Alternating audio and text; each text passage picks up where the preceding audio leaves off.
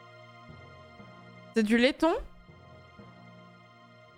C'est généré par IA, ça, non? Bah non. Pourquoi ce serait généré par IA? Non, je pense que c'est une vraie façade qui existe. Vous pensez que c'est de l'IA? Non. Non, c'est pas de l'IA! C'est bien du laiton. Quand tu tapes 1921 restaurant sur Google, tu tombes sur un truc à Riga. Non, mais c'est vrai que je suis con, j'aurais dû faire ça. J'y ai pas pensé. J'ai juste tapé restaurant. Ah, mais j'y peux rien si vous avez un gros cerveau. Bah oui, je suis bête. Bah oui. Non, mais c'est peut-être une vieille photo, là, le truc il existe peut-être plus, quoi.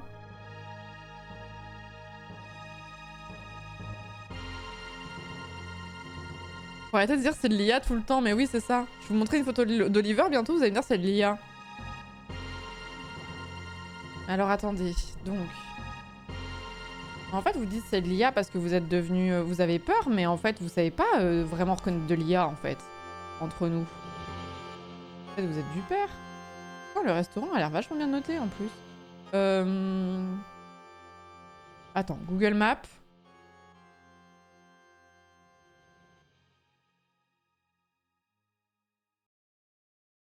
Restaurant. Ça veut dire qu'il existe encore?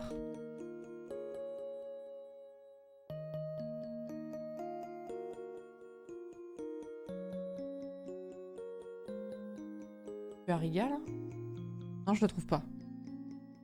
J'aurais voulu y aller dans la rue, quoi.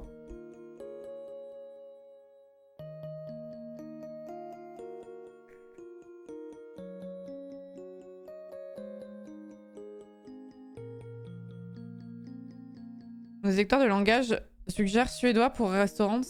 Je sais pas, peut-être qu'après il y a des mots empruntés en laiton qui sont transparents en norvégien ou en suédois ou que sais-je, tu vois, j'en sais rien.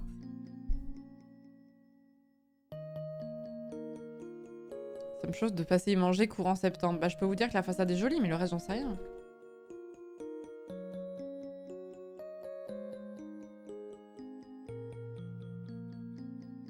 En fait, il faudrait... Ah non, cet établissement est définitivement fermé. Je crois. Je sais pas. Les derniers avis, ils remontent à 5 à 6 ans, quoi. Aïe.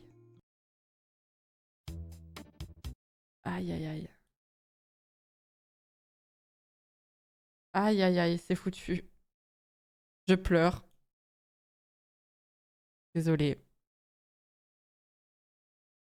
Vous me voyez profondément navré.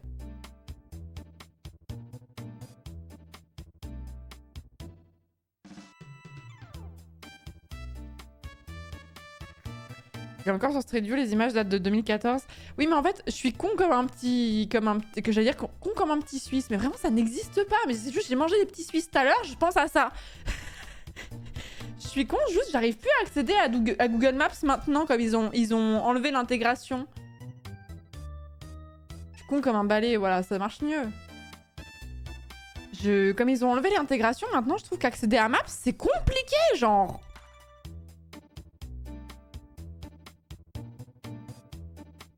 J'aime beaucoup l'expression, par contre.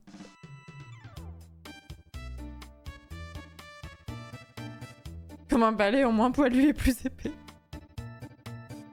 Télécharge l'extension Google Search Maps Button, ça sera peut-être plus simple. Hein. Mais en favori, au pire... Non, mais ce que j'aimais, c'était pouvoir cliquer directement. Genre, tu lavais l'intégration, direct, avec la rue et tout ça, et tu pouvais y aller. Direct. C'est ça que j'aimais bien. Là, tu peux pas... T'es obligé de copier-coller l'adresse ou ce genre de choses. Ça demande une étape en plus, quoi.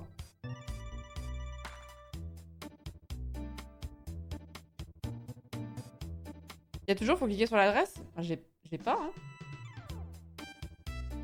Bon bref, ça me saoule, on va pas passer 1000 ans à chercher une façade de restaurant que je vous ai montré en photo quand même. Bon. Il y a un bouton itinéraire. Oui, mais...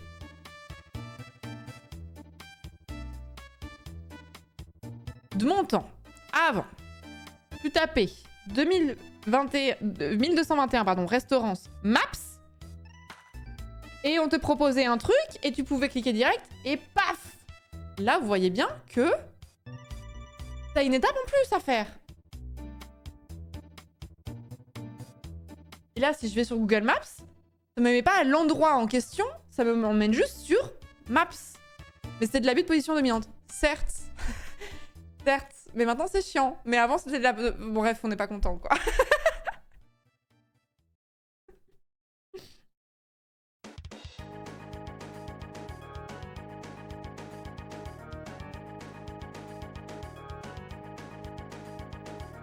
Régulation éclatée de l'UE comme d'hab. Je sais pas ça. Franchement, je suis... Enfin, je trouve que l'intention était pas si mauvaise en soi, mais...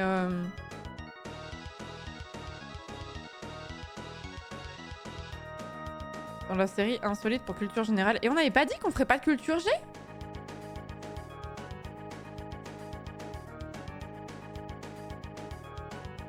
L'impression d'avoir été flouée là, dans cette histoire là quand même, hein. Parce que on parle de ça, puis après je vois un message qui m'intrigue. Dans la série Page Insolite pour culture générale, je peux recommander le syndrome de Takotsubo. J'ai récemment brillé en société grâce à ça. Bravo d'avoir brillé en société. Qu'est-ce que c'est que ce délire? Syndrome des cœurs brisés ou ballonnisation apicale est une cardiomyopathie consistant en une sidération myocardique survenant après un stress émotionnel. Ah, je savais déjà que ça existait, mais je savais pas... Oui, c'est le syndrome du cœur brisé, oui. Oui, je savais déjà que ça existait, mais je savais pas que ça s'appelait syndrome de Takotsubo.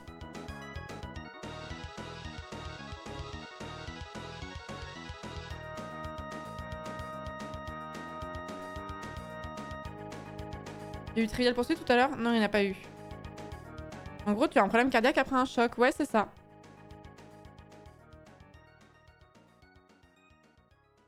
Ah, Takotsubo qui veut dire piège à poulpe. Ok. Après, ça doit être vraiment rare quand même.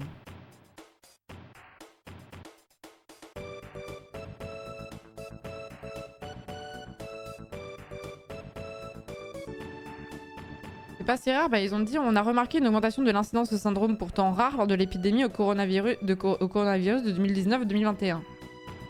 Selon certaines études, sa survenue aurait été multipliée par 4 en 2020. C'est marqué pourtant rare quand même. Enfin, après, qu'est-ce qu'ils appellent rare, tu vois.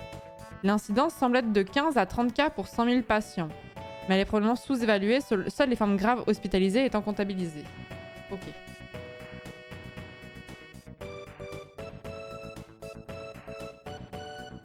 Oui, la musique ressemble à un Rickroll, je suis d'accord avec toi, Jean Carton. C'est pas si rare, oui, bon, ça fait une... Ça fait un taux un peu plus... Oui, pas si rare.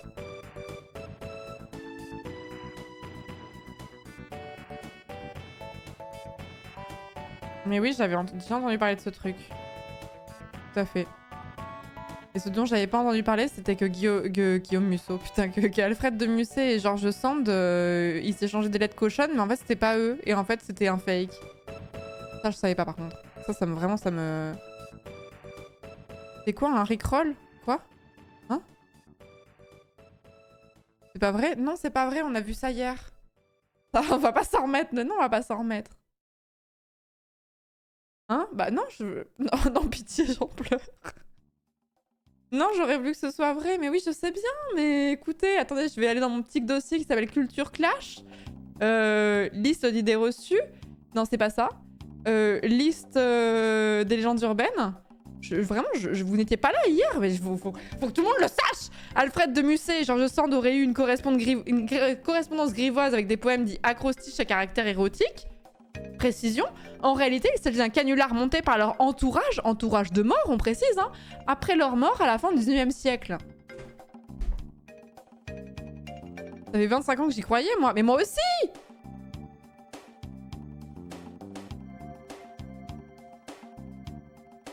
Moi aussi, je pensais que c'était l'entourage, mais franchement, je sais pas.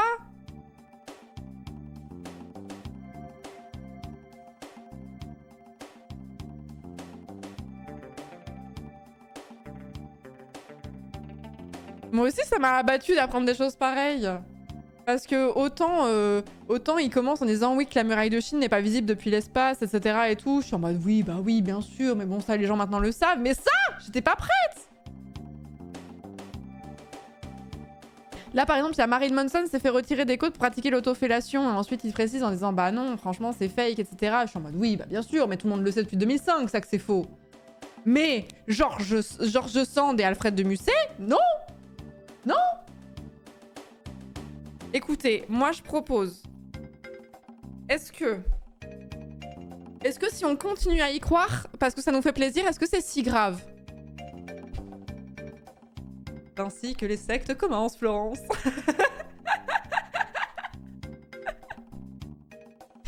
On a le droit d'y croire un petit peu.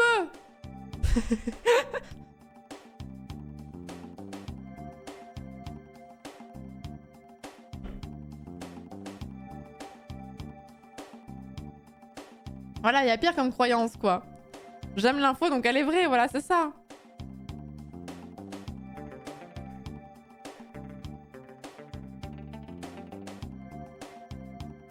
On peut croire que la Terre est un peu plate, donc non. Techniquement, elle est un peu au niveau des pôles. Elle l'est.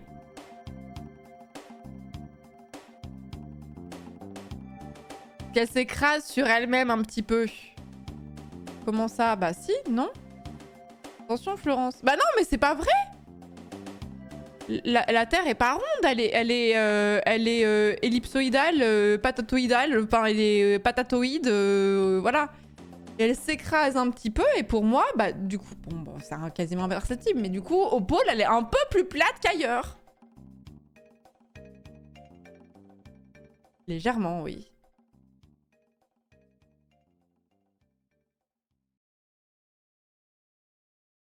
Aplatie au pôle, techniquement, mais vraiment pas plate. Non, mais évidemment qu'elle est pas plate. Oh, mais vous avez perdu tout votre fun, là. On peut plus rire, là. Qu'est-ce qui s'est passé? C'est quoi? C'est d'apprendre qu'Alfred de Musset et Georges Sand n'ont pas échangé une correspondance grivoise qui vous met dans cet état? Ça veut dire vous n'avez plus le cœur à rire?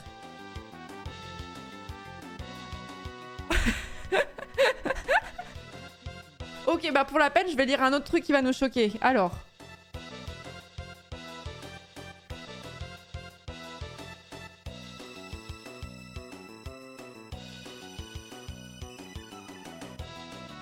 Attendez. Je cherche un truc vraiment bien.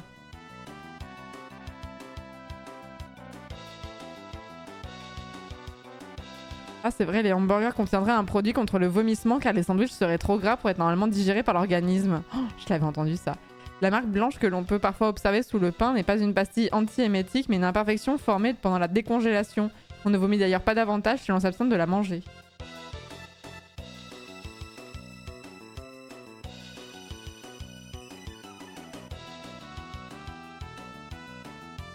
Putain, il y a tout un passage sur Walt Disney, quoi.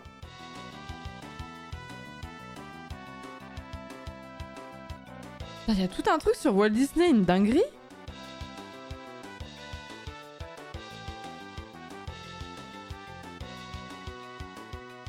Disney était juif et anticommuniste. Ça avait pas l'air d'être un type bien, en tout cas. C'est le moins qu'on puisse dire.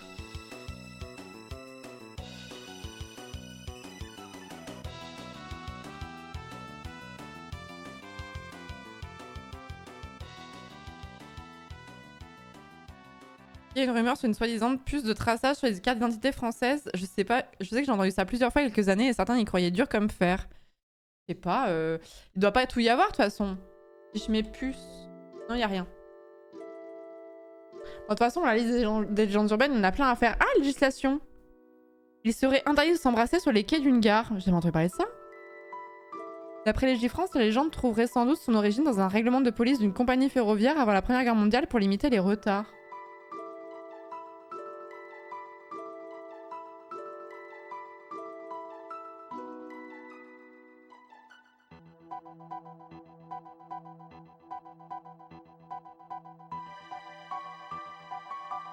Drôle la raison, oui. Après, il y a plein de trucs qu'on savait déjà, genre voilà, les histoires de voilà, des sièges de cinéma qui transmettent le sida, etc. et tout. Ça, c'est la classique, ça. La classique dans le sens c'est faux, je précise.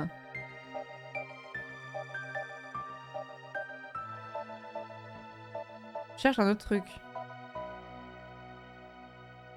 Se baigner moins de 3 heures, voire 1 heure après avoir mangé paralyserait le corps par hydrocution et provoquerait alors la noyade.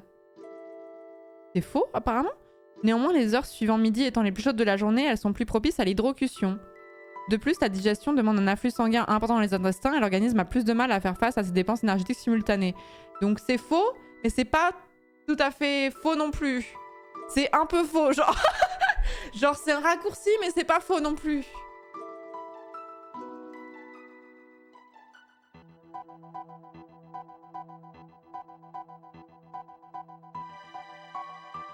Ah, les épinards sont pas riches en fer, what the fuck?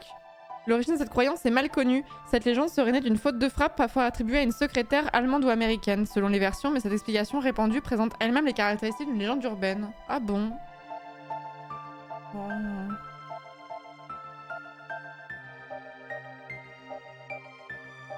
Oh, vous voulez que je vous dise une nouvelle qui va vous réconforter? Donc, idée reçue, chaque humain mangerait régulièrement une araignée durant son sommeil, voire toutes les nuits. Le visage, les lèvres, la langue et la glotte d'un humain sont extrêmement sensibles. Un contact suspect ou une intrusion buccale amènerait le corps à réagir inconsciemment, mouvement de dégagement, ou déclenche le réveil. Les araignées sont également extrêmement sensibles. Elles captent les vibrations et les odeurs. Elles fuient donc les humains qui apparaissent clairement comme des prédateurs. Il semblerait que l'histoire fut inventée par une chroniqueuse allemande, Lisa Holst, dans un article de 93 pour démontrer la crudité des internautes. Oh! Oh! Vous criez non, bah non, ça veut dire qu'on mange pas d'araignée, c'est une bonne nouvelle. Enfin, genre, je sais pas, d'un seul coup, genre... Putain, j'ai honte, je me mets à poil devant vous. Y'a pas des fois où le matin, vous leviez et vous disiez... Putain, c'est bizarre, genre, et en ayant conscience qu'il y a cette histoire que vous ayez... On peut potentiellement manger des araignées pendant la nuit, tu vois, et vous dire... J'ai peut-être mangé une araignée cette nuit, je sais pas, j'ai un goût bizarre dans la bouche. Hein? Non? Quoi? Ça vous est jamais arrivé? Vraiment pas? Oh non, y a pas qu'à moi que c'est arrivé. Y a pas qu'à moi que c'est arrivé, pitié.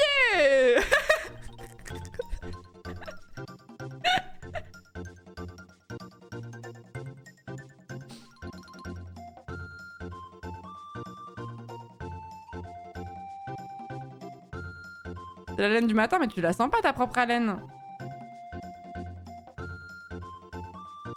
Des soirées de Florence? Non, mais généralement... Non, mais vraiment pas? Bon, ok. Bon, écoutez, je vous parle plus. Hein.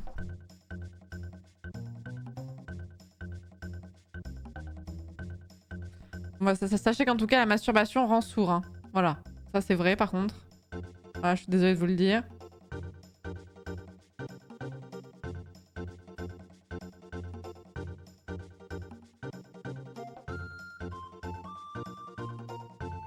Voilà, vous faites tous la même blague. Vous faites tous la même blague, JPEP. Attends, comment ça? Les cactus auraient la propriété d'absorber les ondes électromagnétiques, mais j'ai jamais entendu parler de cette rumeur. Cette légende s'est propagée durant les années 2000. En réalité, seul l'effet placebo peut être perçu. En 2013, cette légende a été de nouveau ravivée au travers d'une grande radio française, France Inter. Quoi? Mais j'ai jamais entendu parler de ça? Comment ça? C'est quoi cette rumeur de con?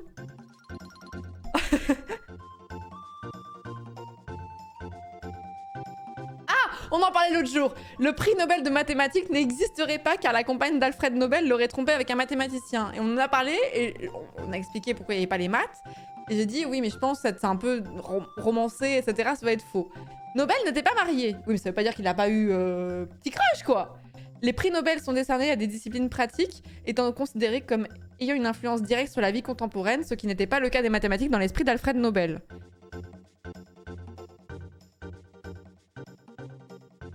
Alors là, les ingés du chat, ils vont faire une révolution.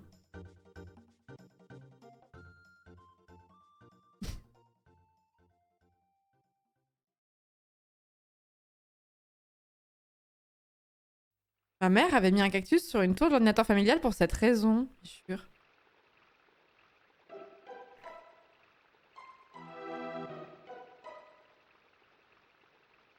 La Gaule entrepée avec un matou, je préfère cette version. Oh, c'est vrai, moi aussi. Sago. La go d'Alfred Nobel. Ah, les gens du Moyen-Âge croyaient que la Terre était plate. Les théories de Ptolémée sur la rotondité de la Terre étaient reconnues chez les savants et les autorités religieuses, notamment dans les grands centres du monarchisme occidental, comme Cluny ou Cîteaux.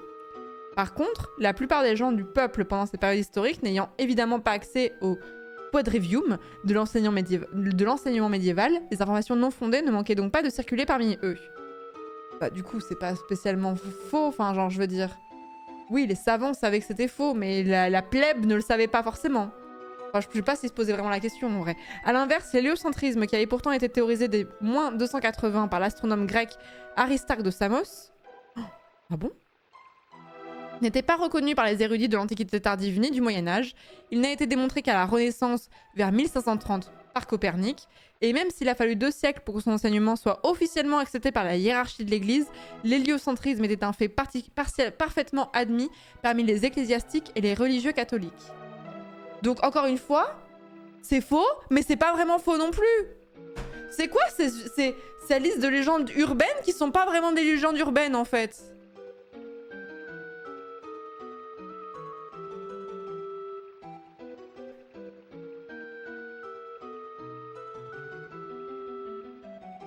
Ah, c'est intéressant quand même, je dis pas le contraire. Non, je vous le dirais pas si je trouvais pas ça intéressant. Mais quand même. Merci beaucoup Baguette d'avoir offert un sub à Alfred de Bussé, merci beaucoup. Merci Axine Live pour le 2e mois. Loveweir pour les 2 ans, merci beaucoup. Merci Philippe Blob pour le 9e mois de sub. Serious and Mars pour le 4e mois. Benzine pour les 3 ans, merci beaucoup. Merci Axam pour les 60 bits, merci, c'est gentil.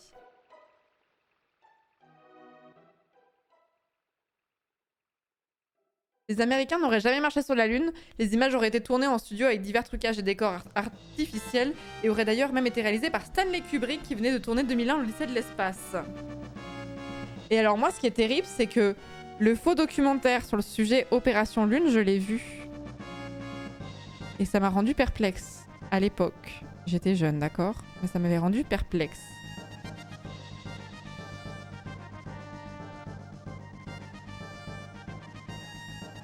Pareil, ah je me sens moins seule. Florence complotiste. Non mais j'ai vu ça, j'avais 12 ans peut-être, je sais pas, 12-13. J'étais d'une naïveté, voilà, mais c'est normal, on va pas attendre d'un enfant de 12 ou 13 ans qu'il ait un sens critique très aiguisé.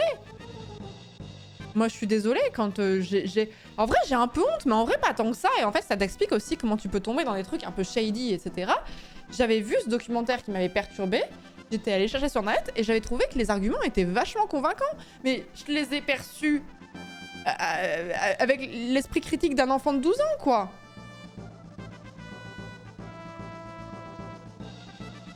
Mais Florence, bah non, mais vous me dites ça comme si vous avez toujours été zèbre HPI, excusez-moi.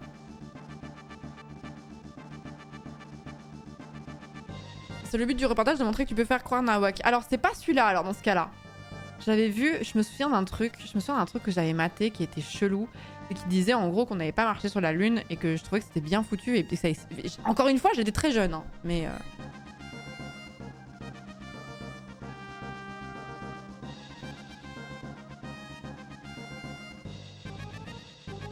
je suis née, j'avais compris le fonctionnement de la physique quantique. Non mais en vrai aussi c'est... Enfin... On a cru tous plein de conneries sur la net. L'avantage, c'est qu'on est ressorti, là où maintenant c'est nos darons qui y croient, tu vois.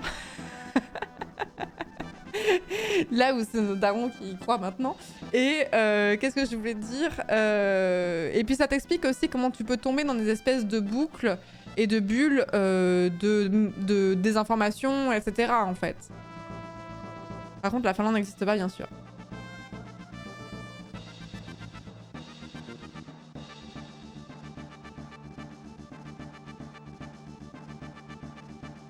En vrai, moi, j'y ai cru jusqu'à tard à ce truc parce que j'ai essayé de me sensibiliser sur la propagande et le soft power américain et c'était un argument souvent avancé dans ce contexte. Oui, exactement, ouais.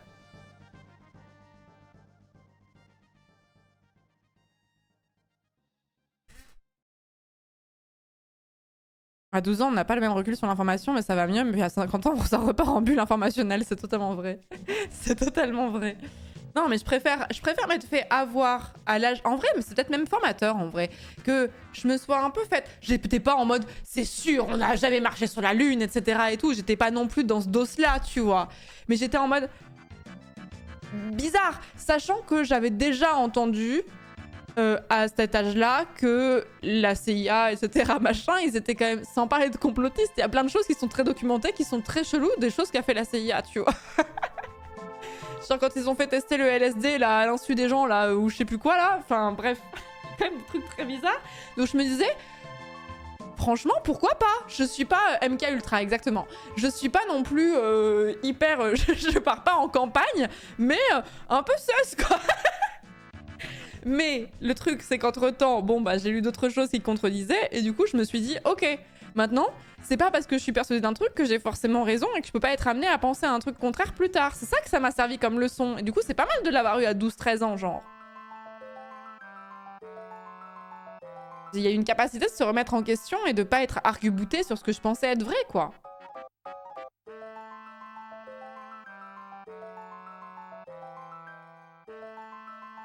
Et oui, c'est vrai, voilà, je croyais à ça quelques années auparavant, je croyais au Père Noël, donc... Je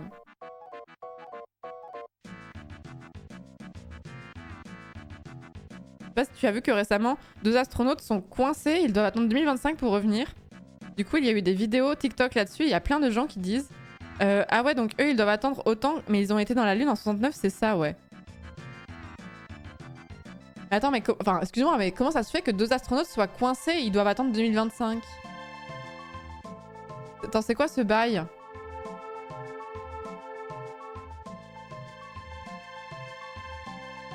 C'est pas vrai non plus, ça c'est une fake news. Bah ouais, ça sonne vraiment comme une fake news. À cause de Boeing. Non mais... Faites des phrases! Pourquoi ils sont coincés? Vous me répondez Boeing. Ok, qu'est-ce que je dois en déduire? Je suis désolée, c'est pas clair! Vous êtes de très mauvais vulgarisateurs! Vraiment, si vous étiez vulgarisateur de l'espace, c'est votre titre de vidéo, ce serait pourquoi 2 astronautes sont coincés jusqu'en 2025, et votre vidéo, c'est juste vous êtes face cam et vous dites Boeing. Fin de la vidéo. Excusez-moi, mais moi je mets un post rouge. Je mets un post rouge.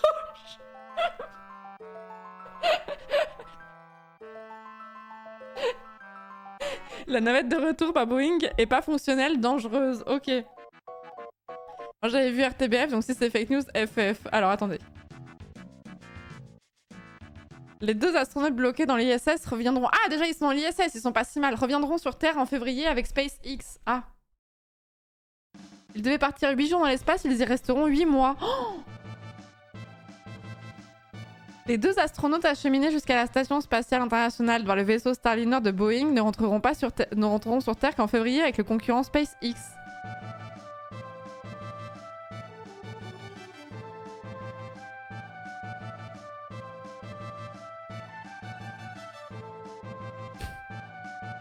C'est chaud.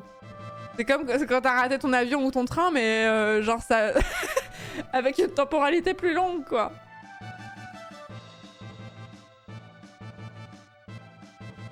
La NASA a décidé que Buzz Chesney reviendrait avec l'équipage Crew 9 en février prochain et que Starliner reviendrait sans équipage, a déclaré le patron de la NASA Bill Nelson lors d'une conférence de presse à l'issue d'un comité décisionnel samedi. Donc ça date de... ouais, c'est vraiment de l'info brûlante, hein. On est sur le 24 août, là. Les astronautes Butch Wilmore et Sonny Williams sont décollés début juin à bord de Starliner et ils se trouvent depuis dans l'ISS où leur vaisseau est resté amarré. Celui-ci devait initialement les ramener sur Terre 8 jours plus tard, mais des problèmes détectés sur son système de propulsion ont conduit la NASA à remettre en question sa fiabilité. Depuis des semaines, les équipages de Boeing et de la NASA mènent des tests pour mieux comprendre la cause des problèmes rencontrés en vol, notamment sur les propulseurs du vaisseau. La principale préoccupation est que Starliner ne puisse pas réaliser la poussée nécessaire pour s'arracher de l'orbite et entamer sa descente vers la Terre. Oui, donc le principe d'une fusée finalement, quoi. C'est dommage. You had one job. En estimant que le vaisseau n'est pas assez sûr, la NASA le condamne à rentrer sur Terre à vide.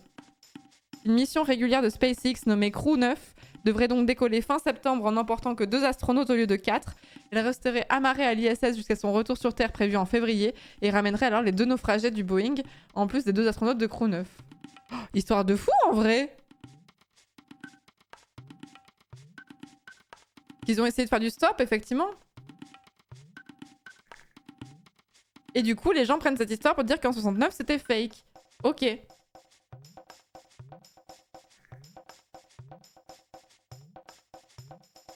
Je suis d'accord avec toi, Vicky. Je ne sais pas ce qui est le pire, rester bloqué dans l'espace pendant 8 mois ou devoir remercier Musk pour te ramener sur Terre. Pensez à la fin. Genre, ton bienfaiteur, c'est Elon Musk, ça casse les couilles. Non, mais on va rester en vrai, hein. Franchement, on reste. Non, mais on est bien. Écoutez, on a pris un jeu d'échecs. Moi, j'ai pris des bouquins. Non, mais c'est bon. C'est bon. Non, mais faites sans nous, vous inquiétez pas. Dans le fond, c'est pas si mal. L'ISS, c'est plutôt confo. Chérie, désolée, je vais être retenue un peu au boulot ce soir.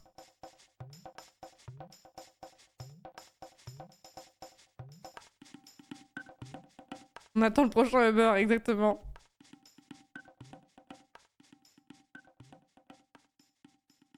Oh, je savais pas, l'ISS va bientôt être détruite d'ailleurs. Ah bon? Vrai? C'est juste un fake scénario de James Cameron. C'est vrai que ça sonne un peu comme ça. Hein. C'est vrai quoi, l'ISS? Mais pourquoi? Pour des raisons de sécurité?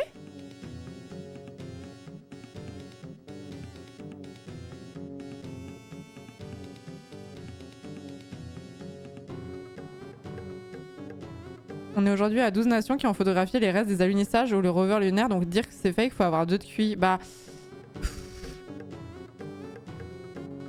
Je suis toujours un peu mitigée sur les gens qui sont complotistes parce que j'ai rencontré des gens qui étaient complotistes et qui étaient vraiment des gens, en fait, qui étaient cultivés et qui étaient pas bêtes, mais qui étaient très crédules et très influençables. C'est un peu plus complexe que ça. Toujours pareil, on a déjà eu ce débat, hein, mais... J'ai eu ce débat, mais pensez que les gens qui sont complotistes, c'est forcément des gens qui ont 2 de QI. Il y en a dans le tas, hein, bien sûr, hein, mais c'est toujours un peu plus complexe.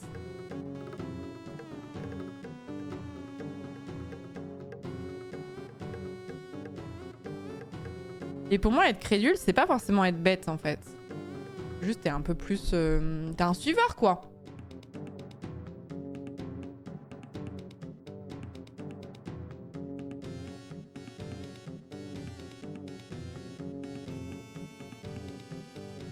Soumis, va.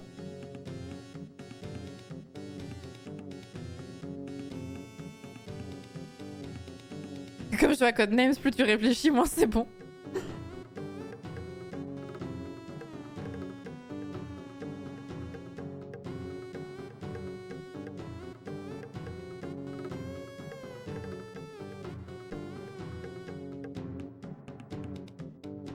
Les vidéos de fake sur la conquête spatiale sont très très bien faites. Après réfléchir, ça aide. Oui, mais en fait, après, vous partez du principe que tout le monde a le même niveau d'études et le même niveau de compréhension de certains aspects, etc. Genre, moi, franchement, je vous le dis, avec ma formation, moi, j'ai fait une formation en économie. Du coup, mon bac, c'était un bac éco. Et j'ai fait une formation en droit. En termes de physique, si vous rentrez dans de la technique de la physique, vous pouvez me faire gober n'importe quoi. Je n'ai pas les ressources parce que je n'ai pas le minimum de bagage. Enfin, c'est vraiment le minimum du bagage. Si vous rentrez dans des trucs un peu techniques, je pense que je suis obligée de remettre ma confiance en vous parce que j'ai pas les capacités à fact-check parce que j'ai pas le niveau pour, en fait. Et je pense que bah, je pourrais vous faire gober plein de choses sur le droit sans que vous puissiez fact-checker alors que vous n'êtes pas forcément idiot, quoi.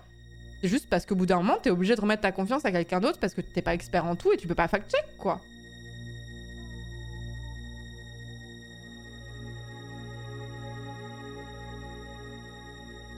Il existe Internet après... Oui, moi j'aime pas cet argument de Internet existe, etc. Faites votre propre recherche, etc. Genre go Google, etc. Moi je suis désolée, mais si je vous explique... Enfin, si genre... Si je veux essayer de me renseigner sur les trous noirs, je n'ai pas du tout les capacités de savoir si ma source est fiable ou pas, à part savoir que si le site s'appelle trouxnoir.blogspot.fr, peut-être que je vais le prendre avec plus de pincettes que si c'est une revue scientifique dont j'ai mangé le nom, j'en sais rien laquelle, tu vois. Voilà. Vous dites ça comme si tout le monde avait déjà savait utiliser Internet. Déjà vous partez d'un principe. Vous êtes des geekos, donc oui. Mais vous partez du principe que tout le monde sait se servir d'Internet, ce qui est faux. Vous partez du principe que tout le monde sait se servir et hiérarchiser les sources, c'est faux. Vous pensez que tout le monde a un esprit critique, c'est faux.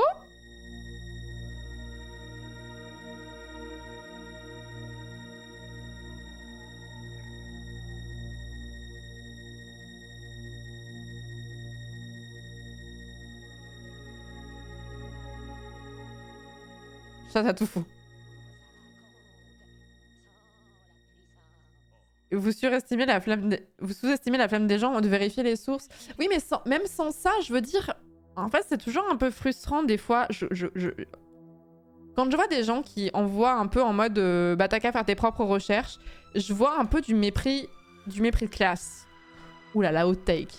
Parce que tout le monde ne sait pas faire des recherches en fait. Si vous avez fait un bac plus 5 ou ce genre de choses, oui, vous savez chercher votre information. Mais c'est pas le cas de tout le monde. Et en fait, ça m'énerve ce discours de t'as qu'à faire tes propres recherches, alors qu'il y a plein de gens à qui on n'a jamais appris ça, qui ne savent pas le faire et qui du coup sont tributaires du fait qu'on leur explique ce genre de choses. Et du coup, je trouve que c'est un peu du mépris de classe, par extension. Du coup, ça m'agace un peu de voir cet argument des fois.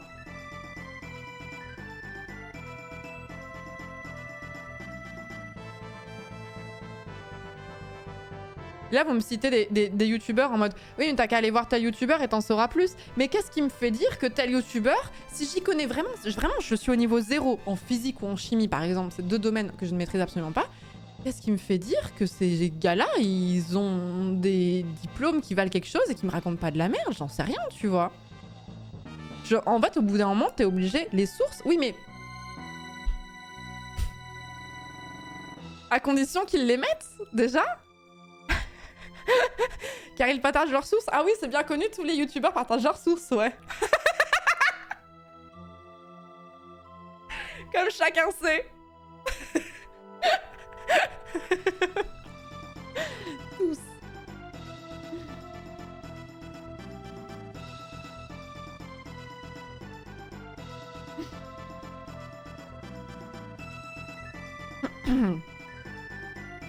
Déjà, s'ils le font, c'est un bon signe. Alors, je suis d'accord avec vous, mais en fait, savoir... Vraiment, vous partez du principe que tout le monde sait checker des sources, mais en fait, tout le monde n'a pas forcément reçu cette éducation-là, cette éducation aux médias, aux sources, etc. N'a pas fait forcément... Il n'y a aucune relation entre intelligence et niveau d'études, mais moins tu as fait un niveau d'études élevé, et plus tu peux te faire bananer parce que tu sais pas ce que c'est qu'une bonne source et une mauvaise source. J'ai l'impression de devoir rappeler le b.a.-ba, je suis désolée, mais...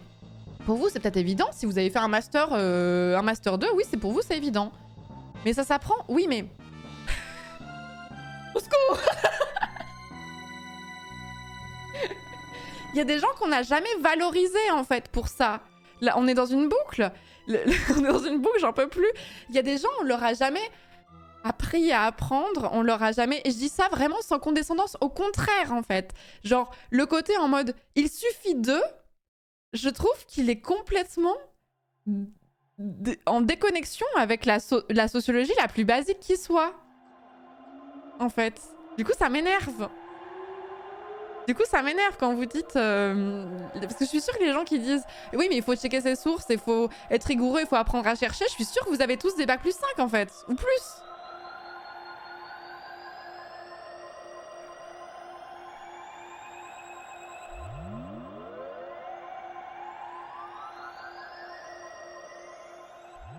Non, non, moi j'ai un bac plus 7, ça n'a rien à voir.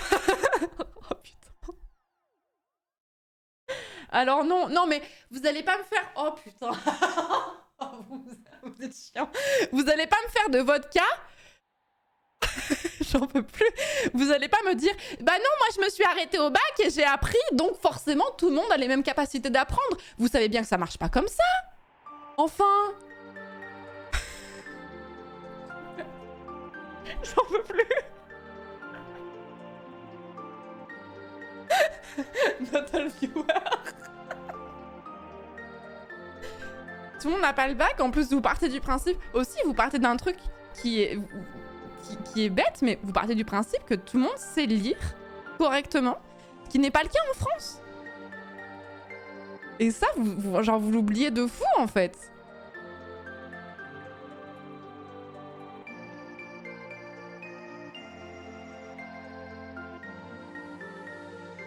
Et si vous pensez que des gens qui savent pas faire ça, c'est juste des gens qui sont bêtes, c'est dommage. Parce que ça n'a rien à voir. Moi, je peux vous dire que vraiment, je suis allée en droit, j'ai connu des gens autour de moi qui avaient fait des thèses, etc. Mais ils étaient cons comme des pieds de table, hein, je vous jure. Hein. Ils avaient des études très prestigieuses, mais vraiment, je dois rappeler le b.a.-ba, mais c'était cons comme des pieds de table. Le niveau d'études n'a rien à voir avec l'intelligence. C'est le rôle des journalistes, en fait. Oui, mais pour ça, il faut savoir savoir connaître les sources qui sont fiables et qui ne le sont pas, et être à l'aise avec ça. Et vous vous rendez pas compte aussi qu'il y a certains textes qui peuvent avoir un vocabulaire qui est plus ou moins technique que certaines personnes n'arriveront pas à comprendre aussi.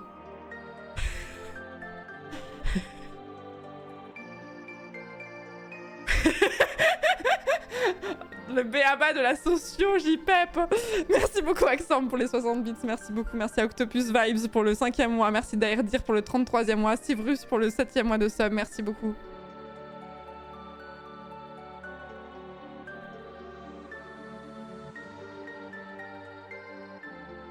Toujours le raccourci entre instruction et intelligence. Oui, parce que ma taille, c'est que les gens, ils veulent trop se rassurer en disant qu'ils sont malins parce qu'ils ont tel niveau d'études. Alors que, bon. Donc ça rejoint vraiment ce que je disais sur le mépris de classe au début, hein. Vraiment, hein. Alert Bounty, non mais ça n'existe plus les Bounty, c'est un scam. Ça fait longtemps que ça n'existe plus les Bounty.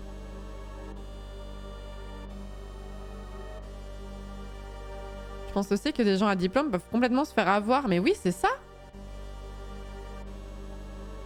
C'est ça. Putain, le nombre de gens autour de moi qui avaient un niveau d'études élevé et qui avalaient des théories plus lunaires les unes que les autres et qui avaient des takes éclatés sans source.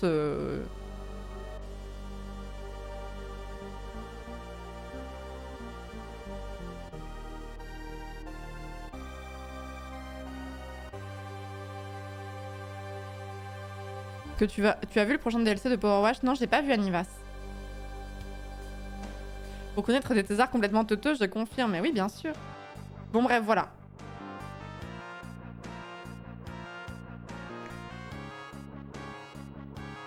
DLC Shrek, c'est vrai? DLC Shrek, OMG. Les gens à diplôme qui se font avoir, c'est encore pire parce que vas-y pour les faire se remettre en question. Oui, exactement. Exactement.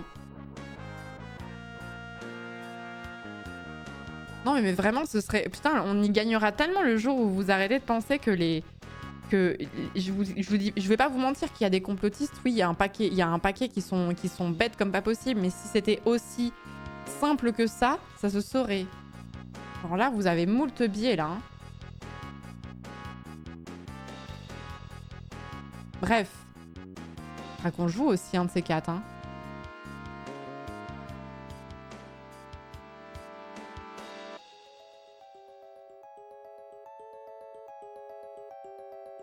Moi qui suis con, je te construis une maison sans problème. Pourquoi ce message m'a fait rire?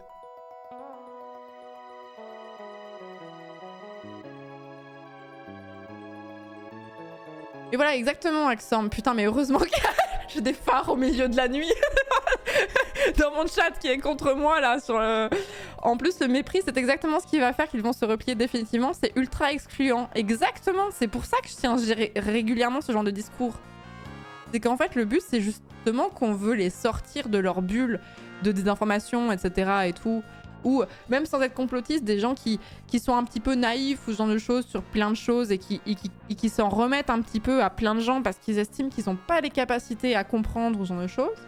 En fait, si vous tenez des discours en mode « ils sont cons », qui peut s'identifier et rallier ce genre de discours et se dire « oui, t'as raison, je suis con, je vais me remettre en question ». Personne ne peut arriver à ça, c'est trop violent en fait.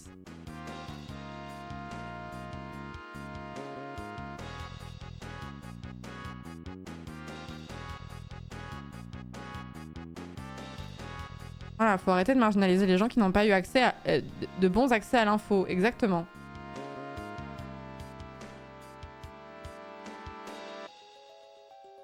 Il y avait une vidéo qui tournait il y a pas longtemps pour expliquer que les personnes les plus intelligentes étaient paradoxalement faciles à manipuler et tombaient souvent dans les théories du complot et autres raccourcis. Oui, parce qu'ils se pensent plus malins et plus critiques et du coup ils baissent leur garde, quoi. Ça me fait un peu penser à... dans une moindre mesure au...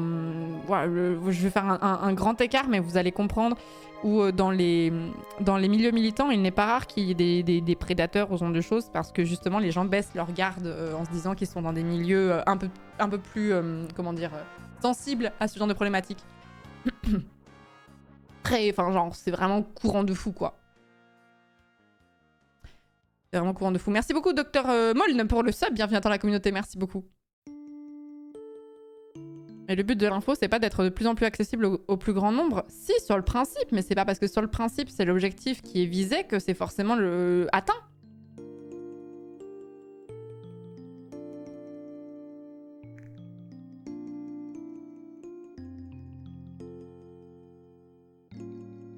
Perso, j'ai du mal à vérifier des sources, donc c'est compliqué de se renseigner sans faire chier des personnes concernées dans mes contacts. Bah, après, ça dépend des caractères de chacun. Il y en a qui sont plus aptes à expliquer certaines choses ou quoi, mais... Bon, bref, voilà. Je sais pas où est-ce qu'on va là-dedans, mais voilà, j'ai fini ce que je voulais dire. Je crois. Ouais, en vrai, ça me ferait grave plaisir si on progressait un peu là-dessus et qu'on arrêtait de se dire que ces gens-là sont forcément bêtes parce que c'est vraiment les marginaliser et en plus, il y a du mépris de classe derrière et du coup, ça me fait frémir, quoi. Hot take, le mépris de classe, c'est un peu de la merde.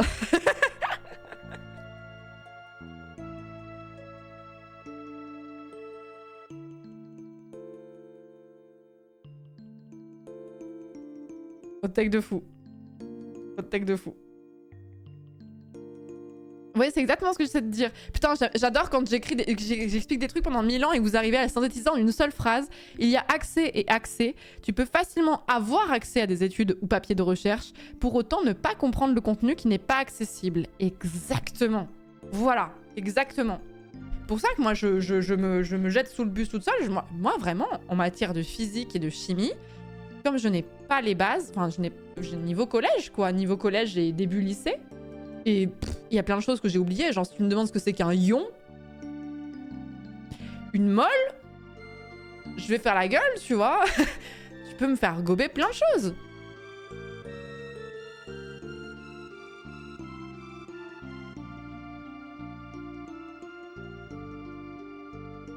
Une molle, c'est une quantité. Oh non, le clip, c'est quoi le clip? C'est passé.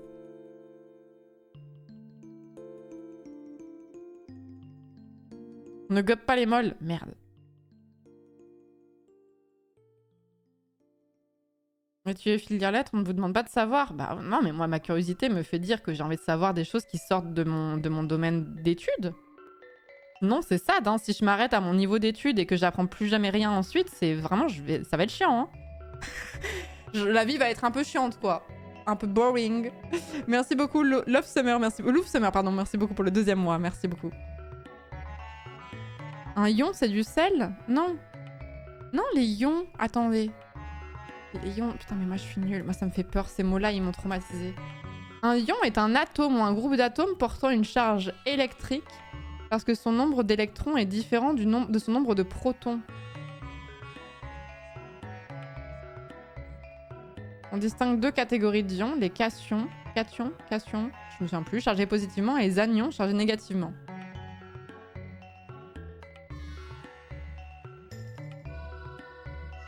Un atome pas équilibré. Bah voilà, déjà là, je suis un peu en mode d'accord. Ok. Cation, ok.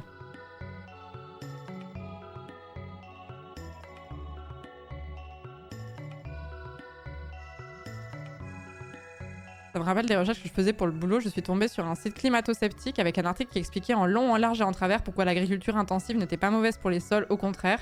J'ai été un peu sidérée et terrifiée de constater que, vu comment c'était écrit, quelqu'un qui s'y connaît pas un minimum sur le sujet pouvait trouver ça très crédible. Ouais. Non mais je vous dis, c'est trop... On parlait de ça parce que je vous parlais de l'alunissage, etc. Mais c'est plus facile de tomber dans ce genre de choses que ce que vous pensez, hein. Et je suis sûre que vous croyez des choses qui sont archi fausses, genre à des stades plus ou moins graves, on s'entend bien, mais des choses qui sont archi fausses et comme vous vous dites non mais moi je suis un peu plus réceptif au truc, vous avez moins tendance à vous remettre en question et je m'inclus là-dedans en plus, hein. Je m'inclus là-dedans également. Genre je sens par exemple. Non mais je pense, je sais pas, à des trucs genre vous croyez à la méritocratie quoi par exemple.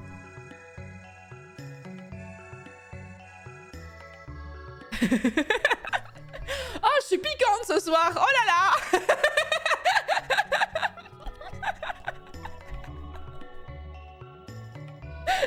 Oh, j'ai envie d'être un peu piquante, pardon, excusez-moi.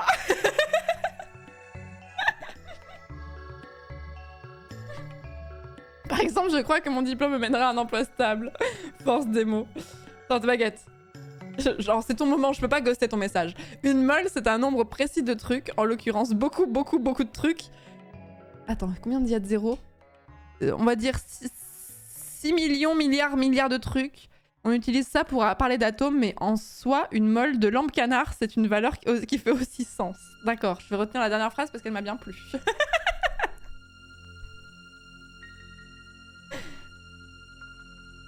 Ah, je me souviens de ça! 6 x 10 puissance 23. Je l'avais vu ça à l'école.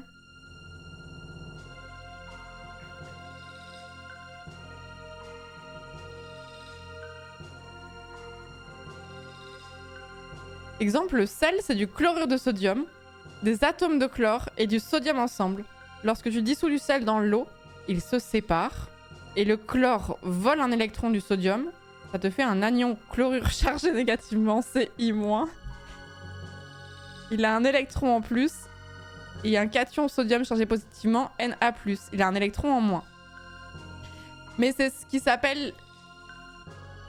L pas I. Ah bah pardon, my bad. On va passer sur Elden Ring, hein. Ok. Non mais très bien. Non mais c'est... excusez-moi mais... Ce que tu viens de faire, Simnico, est-ce que c'est les équilibrages chimiques, là? Les équations d'équilibrage?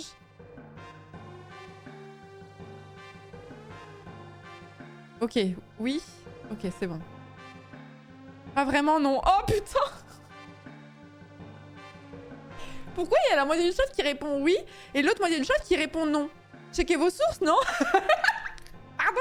Pardon. Pourquoi j'ai envie d'être chiante avec vous ce soir? Je sais pas. J'ai un peu envie de me moquer, je crois. Faites vos recherches!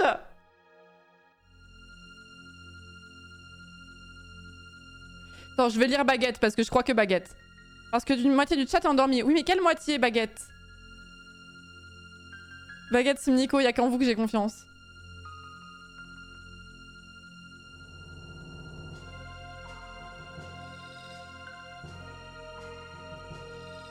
L'autre moitié, sûrement.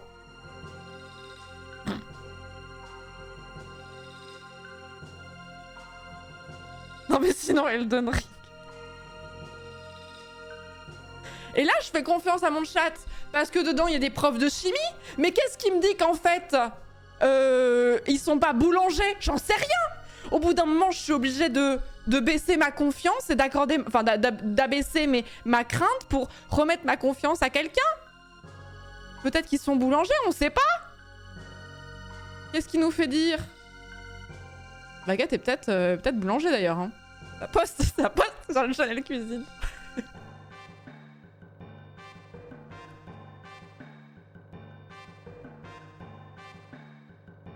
Les boulangers dorment à 7 heures. Très bonne réponse. Très bonne réponse, cette possibilité est exclue. Oui, mais imagine, il est en vacances d'août.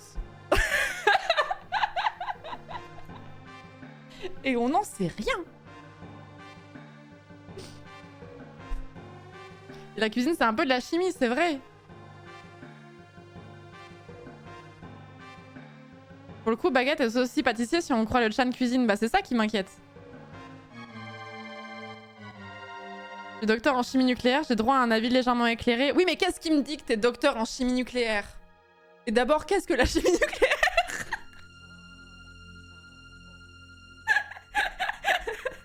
Première question.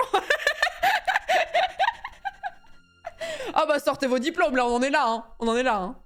Mais après, cela dit, et il y a des gens qui sont diplômés, ils racontent de la merde quand même. Genre, il y en a plein, des juristes qui est complètement vrillés et qui racontent n'importe quoi. Je vous rappelle que Marine Le Pen, elle a un master en droit à la base, hein. Ça l'empêche pas de raconter absolument n'importe quoi sur le droit quand elle a l'envie qui lui prend, hein. Donc ça veut rien dire, donc même vos diplômes sont caducs. Ou Docteur Raoult, tout ce genre de choses, tu vois.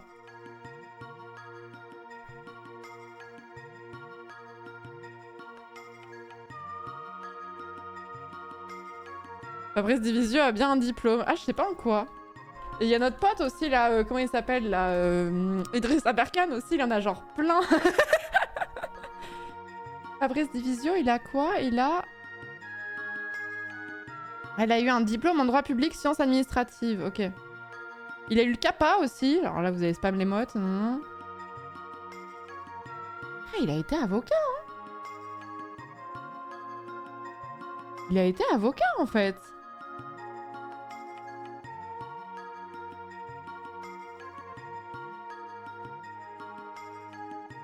Les mots est ban. Oh mince, quel dommage. Vous pouvez pas spam le Kappa. Putain, fait chier. Ah, vous me ferez penser à enlever la restriction.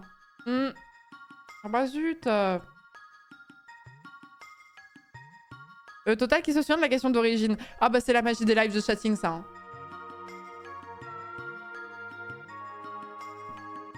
Je pense que tu es taquine ce soir. Ouais, je sais pas ce que vous m'avez piqué, je crois. Je sais pas, je me sens un peu d'humeur. Je me sens un peu d'humeur.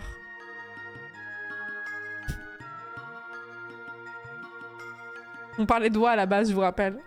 On parlait du garde des signes dans The Crown. Et donc à la cour d'Elisabeth de Feu, Elisabeth II, là il y avait un gardien des signes. Là.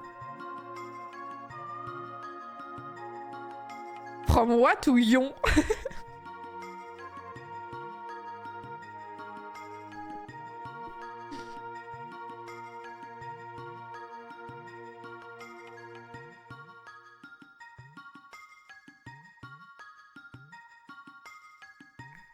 Je suis diplômée en gardage de signes. Faites-moi confiance. Elden Ring va te calmer juste derrière. Oui, bon, ok, d'accord. Sons, des menaces, sons.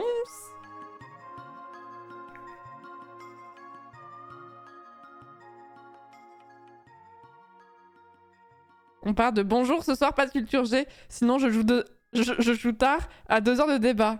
Alors déjà, c'est pas 2 heures de débat, déjà c'est 1h51. Checkez juste vos sources en fait, s'il vous plaît. Soyez précis ou ne juste ne parlez pas, déjà. J'aimerais qu'on s'attache à la précision.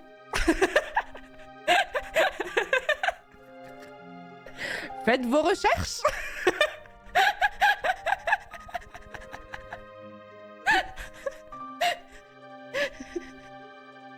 Je vais manger mon mur. Vous voulez qu'on passe sur le jeu, c'est ça? Vous en avez marre de la culture? Je vous ai saoulé?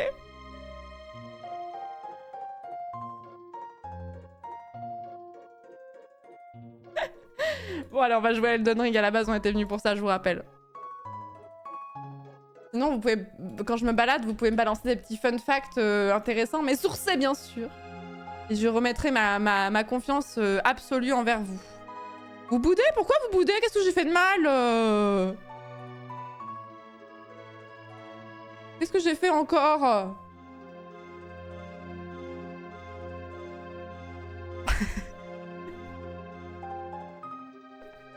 Elle leur montre par la pratique ce que ça fait de se faire mépriser, c'est très très fort.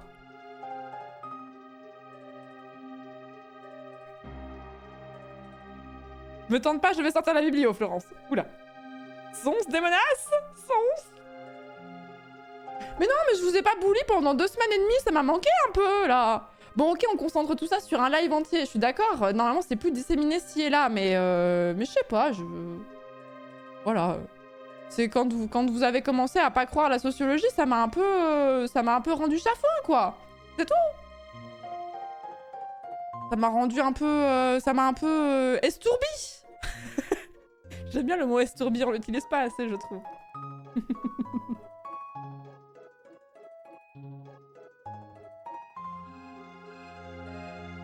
La glorification du bullying, bah bravo. Non mais c'est pas du jeu, vous êtes tout le temps en train de faire la glorification du bullying quand c'est à mon encontre, mais quand c'est contre vous, là ça va plus. C'est 2 poids 2 mesures avec vous, hein. Connaissez-vous une bonne filière de spécialisation en droit? Je suis en L2, merci. Eh bien, il faut choisir quelque chose qui te plaît. Voilà, grosse hot take. Parce que sinon, ta vie va être chiante. Donc, choisis une spécialité qui t'intéresse et qui te plaît. Moi, c'était le droit du travail. C'est super.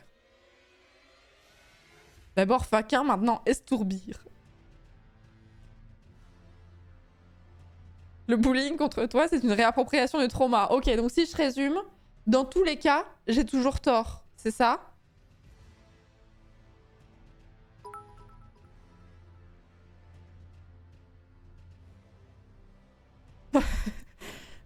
Ok, bon.